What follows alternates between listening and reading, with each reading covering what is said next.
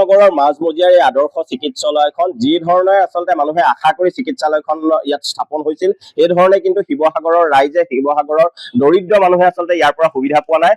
দীৰ্ঘদিনৰ পৰা জাতীয় সংগ্ৰামী সেনাই এই চিকিৎসালয়খনৰ পৰা যাতে দুখীয়া মানুহখিনিয়ে উপকৃত হয় তাৰ কাৰণে বিভিন্নভাৱে দাবী জনাই আহিছিলে। তাৰ পাছতো কিন্তু শিৱসাগৰ প্ৰশাসন, শিৱসাগৰ যুটীয়া স্বাস্থ্য সঞ্চালক মহোদয়ে যি ধৰণৰ গুৰুত্ব প্ৰদান কৰিব লাগিছিলে আজি পৰ্যন্ত কৰা দেখা নাই।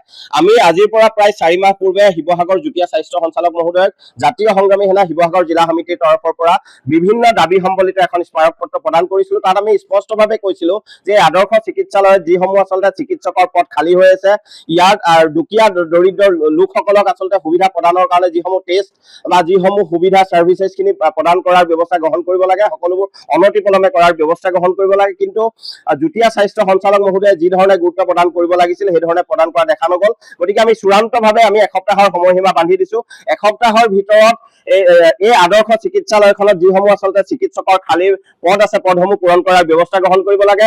যিসমূহ আন আচলতে সুবিধা ৰোগীসকলক প্ৰদান কৰিব লাগে, অনতিপলমে কৰাৰ ব্যৱস্থা কৰিব লাগে। অন্যথা আমি যুটীয়া স্বাস্থ্য সঞ্চালক মহোদয়ৰ অফিচৰ সন্মুখত আমি জাতীয় সংগ্ৰামী সেনাই নিজাববীয়া ব্যৱস্থা গ্ৰহণ কৰিম।